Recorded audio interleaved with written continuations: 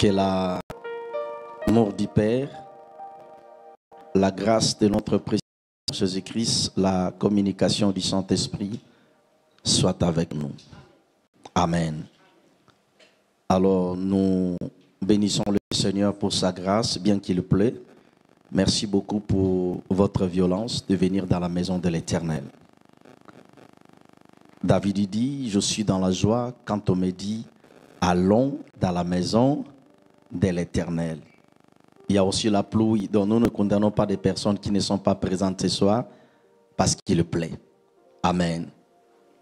Mais elles sont connectées et la même grâce qui va couler ce soir, c'est la même grâce qui va couler dans leur maison, parce que dans le monde spirituel, il n'y a pas de frontières, il n'y a pas de barrières, de limites. Mais il y a quelque chose que je regarde lorsque je regarde le foot, précisément Ligue des Champions. Vous voyez, même s'il y a une forte pluie, vous verrez des supporters sont toujours là sous la pluie. Je ne sais pas si vous avez déjà remarqué cela, une forte pluie. Je dis, mais ces gens font comment? Non seulement ils sont sous la pluie, en train de chanter, de sauter, ils ont payé leurs billets. Il y a même des supporters qui se déplacent. C'est-à-dire, ils payent le billet d'avion, le billet des stades, ils payent l'hôtel sous la pluie. Et à la fin du mois, ils ne seront pas rémunérés. Juste pour soutenir leur équipe, leurs joueurs. À combien plus forte raison le Dieu qui nous donne le souffle de vie. Je crois de tout mon cœur, je parle en général, nous devons être armés de l'esprit de sacrifice. Qu'il neige ou pas, je serai dans la maison de Dieu. Nous, on a grandi avec cette culture. Je me souviens à l'époque, parce que nous, on ne répondait pas lorsque nos supérieurs, nos responsables nous disaient des choses, on ne répondait pas. On a grandi avec cette culture. Mais laissez-moi vous dire, dans les cœurs, on disait quand même des choses. On nous disait, si vous allez mourir ici à l'église. Ça dit, même si tu es malade, je vous dis la vérité, on nous disait, même si tu es malade, tu ne peux pas manquer au culte, ni l'intercession, ni le culte de la semaine, ni le dimanche. Et je me souviens à l'époque, je ne sais pas si j'avais quel âge, j'étais victime d'un mauvais sort, de la méchanceté de méchants. Mon jambe à l'époque était gonflée. Je partais à l'église, j'avais un ami que j'avais gagné dans la voie du Seigneur. Je bénis le Seigneur jusqu'à aujourd'hui, il sert le Seigneur aussi. Désolé pour cette religion. Il était kimbanguiste. Je le prêchais Jésus. C'était mon ami, il est devenu plus proche de moi. Je me souviens, c'était le culte de la semaine. On partait à l'église, il m'a porté sur son dos. Parce que je ne pouvais pas marcher. Je partais à l'église non pour que les hommes de Dieu prient pour moi. Je partais à l'église parce que je ne voulais pas rater le culte. Si vous voyez d'autres personnes aller loin parce qu'il y a des sacrifices qui ont été faits dans le secret. Et Dieu est celui qui récompense les sacrifices. Là, je lance un appel pour nous, les enfants de Dieu. Nous devons être armés de l'esprit des sacrifices. La vie chrétienne ne marche pas avec la légèreté. Si vous voulez ne pas aller loin avec le Seigneur, marchez avec la légèreté. Plus vous allez désirer aller loin avec le Seigneur sera très exigeant avec vous. Je dis très exigeant. La foi du Seigneur, la vie chrétienne, c'est une vie de sacrifice. Nous sommes les enfants de Dieu parce que Dieu a sacrifié Jésus. Et nous aussi, nous devons nous sacrifier pour sauver les autres. Je ne dis pas pour les amener au ciel, mais pour sauver, gagner les âmes, préserver d'autres vies. Par nos prières, nos gènes, nos comportements, notre attitude. Et beaucoup de choses par la grâce du Seigneur Jésus-Christ. Est-ce que ton amen peut arriver au trône? Alors, nous allons enseigner quelques minutes l'absence. Donc voilà, j'ai reçu les messages. Je le dis pour nous encourager. C'est en venant à l'église que j'ai reçu les messages. Il n'y a personne qui doit prêcher. Donc ce que je vais dire, je n'ai pas eu même 5 minutes de le préparer. C'est en venant à l'église. Je le dis pour nous encourager. On ne lit pas la Bible pour prêcher. On lit la Bible d'abord pour notre esprit. Amen. Donc nous allons partager la parole de Dieu. L'ange de la maison m'a dit qu'il ne sera pas ce soir avec nous parce qu'il arrive à 30. Demain dimanche, sûr et certain, il sera avec nous par la grâce du Seigneur Jésus-Christ. Amen. Pasteur Alex, il est en déplacement. Je pense qu'il sera là demain parce que vendredi, il y a la veillée de la jeunesse. Alléluia. Alors, je vais enseigner quelques minutes, ou exhorter quelques minutes. Exhorter, ce qu'on a toujours dit, ce n'est pas parler 2 minutes et 3 minutes. Exhorter veut dire encourager, édifier, fortifier. Donc nous voulons nous encourager dans la parole du Seigneur Jésus-Christ. Amen. Mais je vais, et que le Saint-Esprit nous aide par sa grâce, qui nous donne la lumière, la compréhension de sa parole. Je vous propose Hébreux comme la culture de la maison. Hébreux chapitre 5. C'est la culture de la maison. Je dirais la culture même du royaume, d'honorer juste le premier texte et puis je vais lire d'autres passages. Hébreux chapitre 5, versets 13 à 14. Est-ce que nous pouvons lire toute l'église, s'il vous plaît? Est-ce que nous pouvons lire ces 2 passages? Lisons ces 2 passages, 1, 2, 3. Or, quiconque a né au lait n'a pas l'expérience de la parole de justice. Car il est comment? Un enfant. Mais la nourriture solide est pour les hommes faits. D'autres versions disent les hommes parfaits. Les hommes matures dans des choses de Dieu. Alléluia. Continuons. Pour ceux dont le jugement est exercé par l'usage à discerner ce qui est bien et ce qui est mal. Reprenons nos places. Hébreux chapitre 6, verset 1. Hébreux chapitre 6, c'est faux? Super. Lisons verset 1. C'est pourquoi, laissons les éléments de la parole de Christ, tendons à ce qui est parfait. Dis à quelqu'un, tendons à ce qui est parfait. Vous voyez là où Dieu veut nous amener. Laissons, c'est pourquoi, laissons les éléments de la parole de Christ. Mais si on laisse les éléments de la parole de Christ, on va prêcher quoi?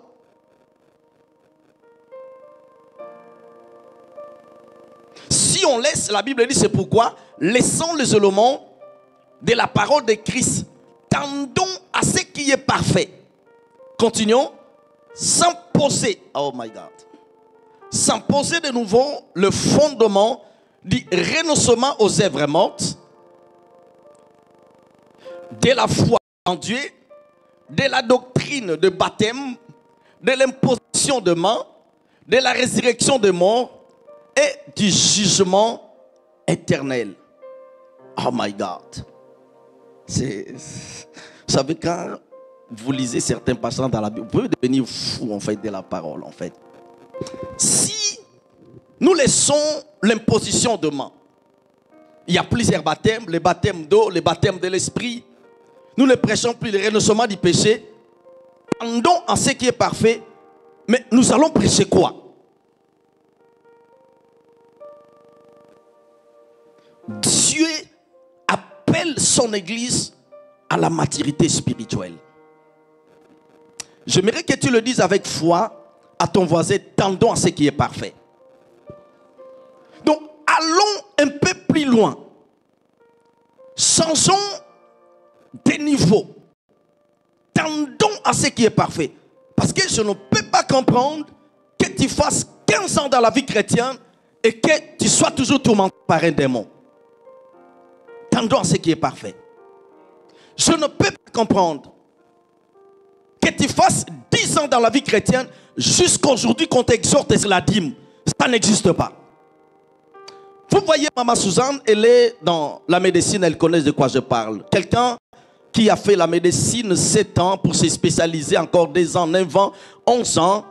Quelqu'un qui ne voyait pas de microbes partout.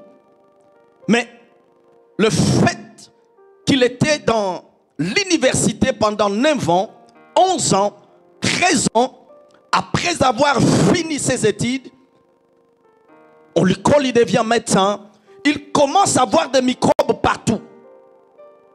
On ne mange pas ça. Ça, si tu fais ça pour la santé, qu'est-ce qui fait la différence?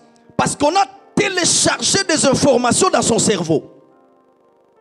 Donc, la personne commence à réfléchir différemment. C'est exactement même dans des personnes qui font les droits. Je fais les droits par la grâce. Ça dit, les juristes. Non, ça c'est alinéa 3-4. Ça c'est la loi. Ça dit, on a téléchargé des informations dans son cerveau et la personne commence à parler, à réfléchir différemment. Mais ce qui dérange Dieu et le Saint-Esprit, que Dieu ne comprend pas ce qui se passe dans son église. Comment tu peux faire 20 ans dans une église, 10 ans dans la vie chrétienne, 15 ans dans la vie chrétienne, mais tu n'es pas encore arrivé à la maturité parfaite de Dieu. Tu as encore besoin, il ne faut pas pécher. Il faut pas. C'est-à-dire, ce sont des choses pour des bébés spirituels. C'est ce que la Bible dit. Ça, c'est du lait, en fait. Ça, ce sont du lait. Lorsque tu es né de nouveau, tu as besoin qu'on t'enseigne sur les baptêmes, la vie des péchés. Mais 2 ans, 3 ans, 4 ans, 5 ans, 6 ans. D'ailleurs, on ne prend pas du lait chaque jour. Vrai ou faux? Si tu as pris du lait le matin, est-ce que le soir, tu vas prendre encore du lait? Tendons à ce qui est parfait. Dieu appelle son église à la maturité spirituelle. Je vais enseigner quelques minutes des choses qui vont nous aider. Je t'ai tenté de dire qui vont nous bouleverser. Je t'ai tenté de dire qui vont nous révolutionner. Mais je t'ai tenté de dire qu'ils vont aussi nous aider à avancer avec le Seigneur. Donne-moi un amen bien. Dieu nous appelle à la maturité spirituelle. Tendons à ce qui est parfait. Où est-ce que l'Esprit veut nous amener? Où est-ce que l'Esprit veut amener son Église, les enfants de Dieu? Vous voyez, la vie est spirituelle. La vie que vous voyez est spirituelle. Le monde que nous voyons, le monde visible est dirigé par le monde invisible. Le monde que vous voyez. Je peux vous donner plusieurs passages, même plus de 10 passages. Le monde que nous voyons n'est pas dirigé par les humains que nous voyons sur la terre. Il y a le système de dédoublement dans le monde spirituel. Vous serez choqués, mais je ne pense pas parce que vous aimez la parole de Dieu, vous comprenez très bien la parole de Dieu. Je vous donne juste un exemple biblique. Par exemple, dans Ephésiens chapitre 2, vous connaissez verset 6.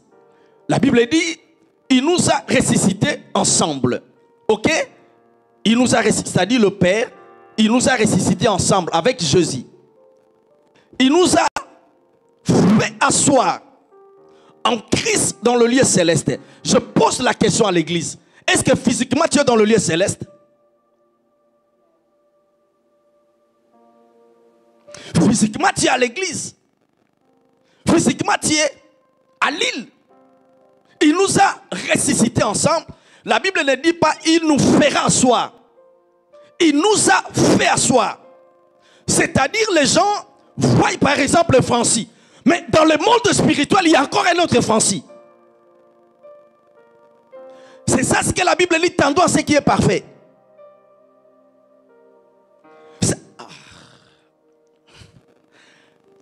Il nous a fait asseoir. Ça dit, physiquement tu es à l'île, mais spirituellement tu es assis sur le trône. Parce que la vie est d'abord spirituelle. Ok, je parle de Maman Suzanne. C'était dans le rêve.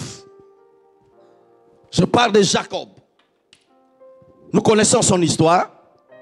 Il a quitté chez Laban. Dieu lui dit, quitte chez Laban, rentre maintenant. Beaucoup de choses nous connaissons, c'est pas ça notre sujet. En rentrant sur le chemin, la Bible dit, c'était dans le rêve pendant la nuit. Il a vu à Télos, la Bible dit l'ange de l'Éternel. prénoms sont comme ça. On n'enseigne pas sur le ministère des anges. L'ange de l'Éternel.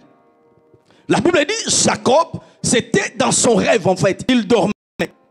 La Bible dit Jacob luttait avec l'ange de l'Éternel.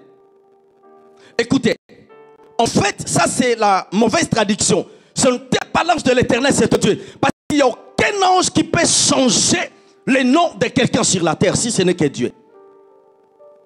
Personne. La Bible dit il luttait avec Dieu. Même dans Osée 12, la Bible dit il a lutté avec Dieu, il a lutté avec l'ange. Il le fit vainqueur. C'était dans le rêve. Il dit, il luttait avec Dieu, il dit bénis-moi. Mais ce qui est bizarre, Jacob sortait chez Laban. Jacob a des biens considérables, des richesses de l'or. Jacob vient de quitter Laban. Il a des troupeaux. Mais il dit à l'ange de l'Éternel, bénis-moi. Il parlait de quelle bénédiction? Parce que tu peux avoir des biens. Si tu n'as pas la bénédiction spirituelle, le diable va jouer avec ta vie. Est-ce que vous m'entendez? Tendons à ce qui est parfait. Mais comme cela ne suffisait pas, c'était dans les rêves. La Bible dit, l'ange dit, laisse-moi y aller, parce que là, il y a le matin, là, il y a l'aurore. Il dit, non, non, non, si tu ne me bénis pas, je ne te laisserai pas. La Bible dit, oh my God, il dit, mais quel est ton nom? Est-ce que la bénédiction, c'est le nom? Oui, dans le monde spirituel. Oui. Quel est ton nom? Mon nom c'est Jacob. Usurpateur, menteur, voleur. Il dit désormais, ton nom ne sera plus Jacob, ton nom sera Israël, le père de multitudes. Mais lorsqu'il était avec l'ange, la Bible dit l'ange lui cassa la hanche. S'il vous plaît, c'était dans le rêve. En se réveillant, il y avait des effets dans sa jambe. Parce que les choses spirituelles sont vraies. Si ta destinée est liée spirituellement, tu peux faire tout ce que tu veux sur la terre, tu ne vas pas exceller dans la vie. Vous n'avez pas entendu les témoignages? J'avais fait un rêve, j'avais mangé dans le rêve. Depuis ces jours-là, ma santé est détériorée. Parce que des choses spirituelles sont vraies. Dieu veut que nous parviennons à la connaissance parfaite de Dieu et des choses de l'esprit. Dieu ne veut pas que les gens qui sont dans le noir jouent avec la vie des enfants de Dieu. Dieu ne veut pas cela. Et les enfants de Jacob ne savaient pas. Ils ont juste vu leur père. Mais les choses spirituelles se sont matérialisées. Le monde spirituel dirige le monde visible. Si vous ne comprenez pas des choses de l'esprit, vous serez victime avec les choses de l'esprit. Si vous ne comprenez pas des choses spirituelles, parce que l'homme est esprit, nous sommes nés du Saint-Esprit. Excusez-moi ce que je vais dire. Je ne suis pas ce que vous me voyez. Le vrai moi, c'est l'homme intérieur. Ça, c'est juste l'enveloppe. Ça, ce n'est pas moi, c'est juste l'enveloppe. Parce que je suis né de l'esprit, je suis un esprit. C'est ce que la Bible dit dans dans Jean chapitre 3, verset 6. Celui qui est né de l'esprit est esprit. La Bible dit, il est comme du vent. Vous voyez, les gens disent, lui là, on ne le comprend pas. Mais est-ce que tu as déjà compris le vent?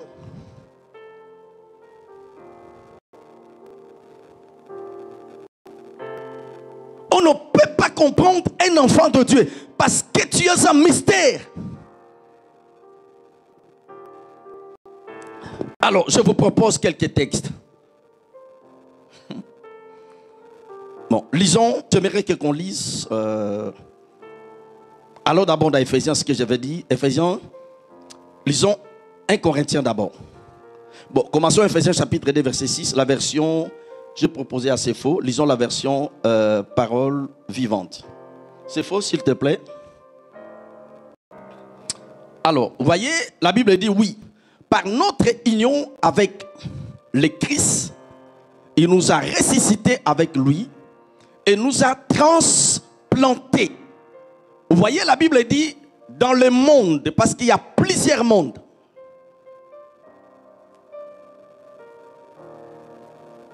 Pas le monde au singulier.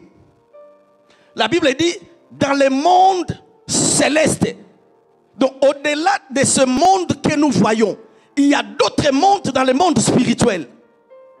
Maintenant, si tu es un enfant de Dieu, tu connais juste des choses qui se passent sur la terre. Tu ne connais pas le fonctionnement. Tu ne connais pas des choses de l'esprit. Tu vas être victime sur la terre. Il y a plusieurs mondes. C'est ça la Bible dit, tendons à ce qui est parfait. Je vous propose un autre passage. 1 Corinthiens chapitre 2.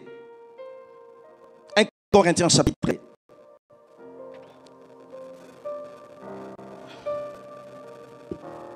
Est-ce que vous voyez? Vous voyez bien? Alors, super. Il est dit, certes, nous aussi, nous savons, qu'est-ce que je dis là? Nous savons nous entretenir de pensées profondes. Nous possédons une sagesse et nous en parlons aux chrétiens spirituellement mûrs. Ok? Il ne s'agit pas, bien entendu, de ce qu'on appelle sagesse dans ce monde. Donc il y a la sagesse de ce monde. Je passe à notre sujet. Et la philosophie que nous prêchons n'a rien de commun avec les spéculations des penseurs de l'époque présente, dont les systèmes se fondent les uns après les autres. Elle n'est guère prisée auprès de grands d'ici-bas ou de personnalités influentes de notre temps, ou reines si éphémères. Elle s'inspire pas, my God, non plus de puissance détrônée qui gouverne quoi? Vous voyez? De puissance détrônée qui gouverne le monde. Excusez-moi, on est en direct, sinon j'étais peut-être de dire certaines choses pour notre nation, cette nation. De puissance détrônée qui gouverne le monde. Donc ce ne sont pas des présidents que nous voyons. Si vous lisez le livre de Daniel, vous allez remarquer dans le livre de Daniel, on parle des rois de Perse, on parle des princes de Perse. Le roi de Perse est sur le trône sur la terre. Dans le règne spirituel, il y a un être spirituel qui gouvernait le royaume de Perse. Raison pour laquelle, lorsque Daniel priait gêné, la Bible dit, Dieu a envoyé Gabriel. Pourquoi vous ne me corrigez pas? Dieu a envoyé Gabriel avec le message. La Bible dit, parce que Daniel était dans Perse, et dans le royaume de Perse, il y avait le prince de Perse qui dirigeait le royaume. Pas seulement le roi qui était sur le trône. Daniel, pendant qu'il priait, qu'il gênait, Dieu a envoyé un ange avec la réponse. La Bible dit dans le monde spirituel, j'aime ça dans d'autres versions, Gabriel fut emprisonné. Je parle de l'ange. On l'a emprisonné dans le monde spirituel parce que le monde est dirigé, gouverné par des puissances détrônées. Pourquoi beaucoup sont victimes des attaques des mondes des ténèbres? Au-delà des danses, au-delà des sautes, nous devons connaître les choses de l'esprit. Donnez-moi un amen bien. L'ange fut emprisonné. On l'a arrêté par le prince de Perse dans les règnes spirituels jusqu'à ce que Dieu a envoyé Michael. Je prie Dieu que le ciel intervienne à ta faveur. Beaucoup de personnes ont prié, ont gêné. Les réponses sont suspendues dans le ciel, suspendues dans les règnes spirituels. Leurs bénédictions. Je prie Dieu par l'onction de la maison que Dieu vienne à ton secours. Les gens se posent des questions. Je paye ma dîme, je fais ceci. Mais bien aimé, Dieu sait que tu payes ta dîme. Dieu sait. Mais laissez-moi vous dire quelque chose. Le monde que nous voyons est gouverné, dirigé par des puissances des ténèbres. Je ne vante rien. Ce n'est pas une nouvelle doctrine, c'est dans la parole de Dieu. Dieu dit, tendons à ce qui est parfait. Allons au-delà. Et au même pas. Et moi, allons, mettons ces choses de côté. Tendons à ce qui est parfait. On ne vient pas à l'église parce qu'on t'aime beaucoup. Non, tendons à ce qui est parfait. Travaille sur ta foi. Travaille dans la parole de Dieu. Travaille dans le service. Travaille dans la prière. Travaille dans le jeûne. Tu n'as pas besoin du fin du mois pour proclamer les programmes de jeûne et de prière. Tu n'as pas besoin de programme de l'église pour jeûner et prier. Tu n'as pas besoin de programme de la veillée de la jeunesse pour proclamer ta veillée de prière. Tendons à ce qui est parfait. Ce monde n'est pas gouverné par des gens que nous voyons. Il y a des esprits qui dirigent le monde. Et si ton ciel est fermé, je prie par l'onction de l'esprit. Si ton ciel était fermé, que ton ciel s'ouvre ce soir. Je vous donne un passage et puis on va prier juste 2 minutes. Allons dans Isaïe. Je ne suis même pas l'introduction là. Allons à Isaïe. Je mets qu'on lit ça à haute voix. Isaïe 24.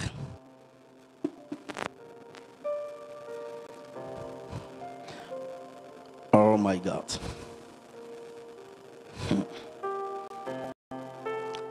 Isaïe 24. Lisons verset 21 à 22.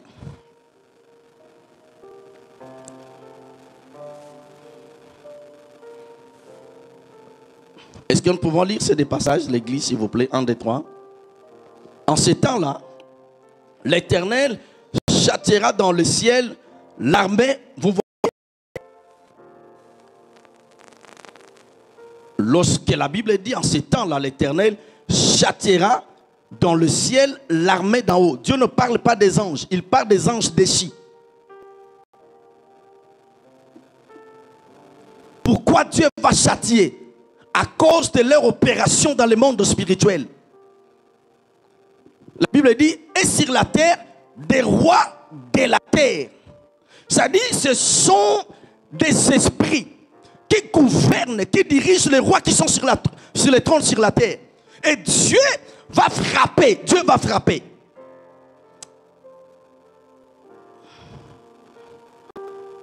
Ils seront assemblés captifs dans une prison. Ils seront enfermés dans des cachots. Ainsi de suite. Vous voyez. Laissez-moi dire quelque chose, on va prier 2 minutes.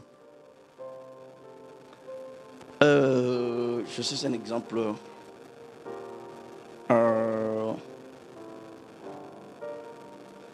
Oh my God.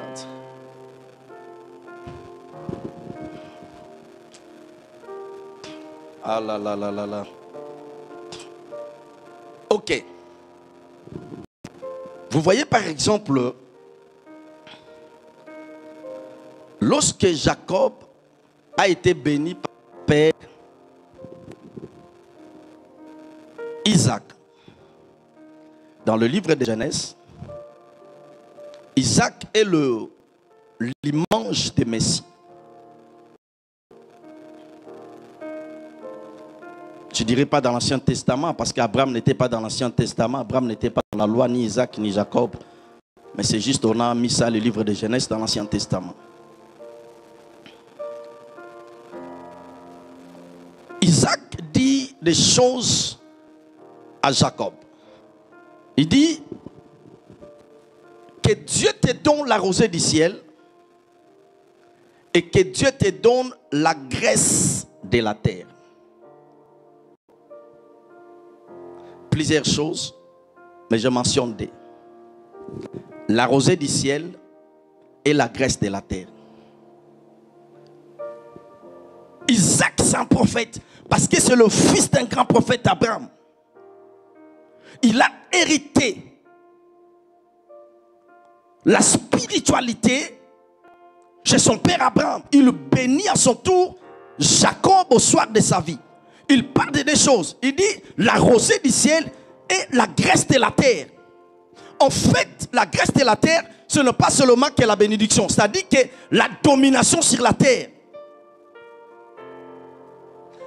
Parce que si tu as seulement la rosée du ciel, Sur la terre, il y a des hommes forts. Il y a des hommes puissants sur la terre. Que Dieu te donne la grâce, c'est-à-dire la domination sur la terre. Écoutez-moi, je vais dire quelque chose. Si spirituellement, tu as vaincu, peu importe la méchanceté sur la terre, tu seras toujours vainqueur.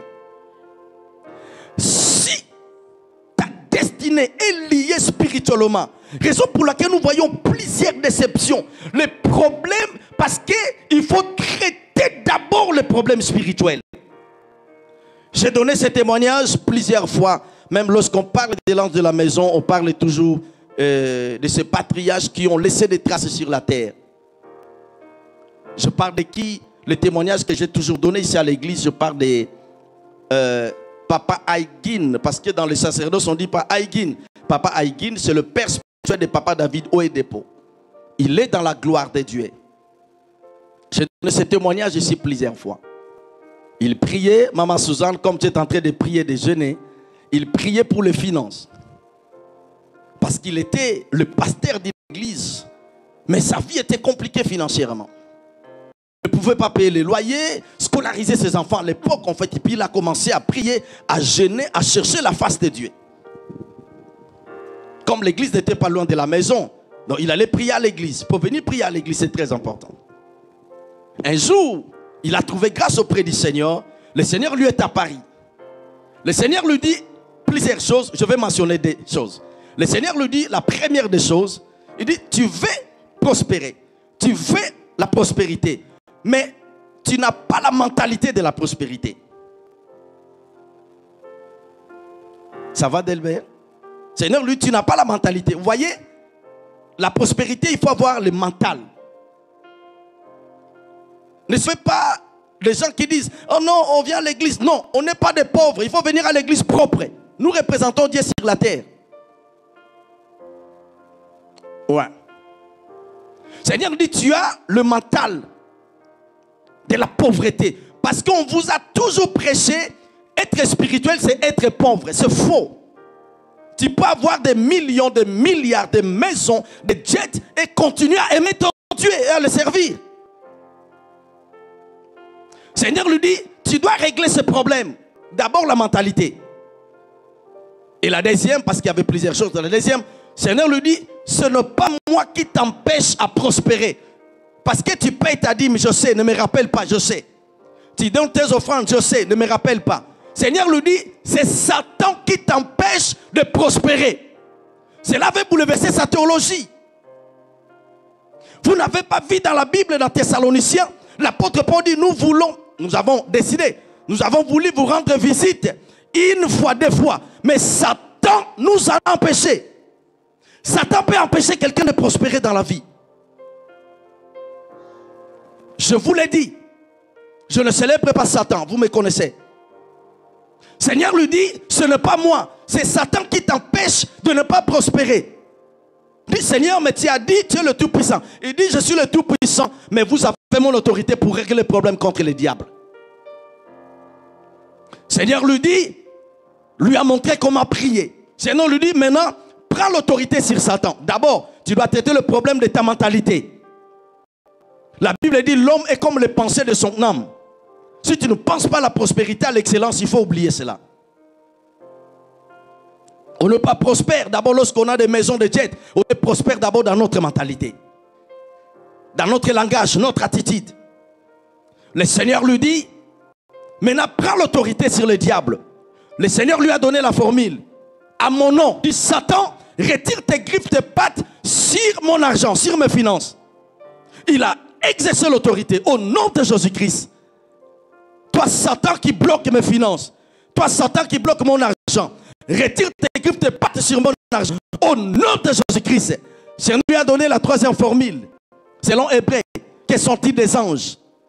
Est-ce que je suis en train de donner quelqu'un la formule ici? N'allez pas gêner. Si quelqu'un a gêné, le Seigneur lui a montré déjà la clé. Donc n'allez pas gêner pour ça. Tu peux utiliser le même clé. Les choses vont fonctionner bien. Le Seigneur lui a dit, maintenant, quels sont-ils des anges? Dit sa parole dans le livre des Hébreux. Ce sont des esprits au service de Dieu, envoyés en faveur de ceux qui doivent hériter quoi? Les salis. Le Seigneur lui dit, à mon nom, donne l'ordre, on n'invoque pas les anges, s'il vous plaît. On ne fait pas appel aux anges. Le Seigneur lui dit, donne au nom de Jésus-Christ, les anges qui ont été envoyés pour nous servir. Au nom de Jésus, ramenez mon argent, ramenez mes finances.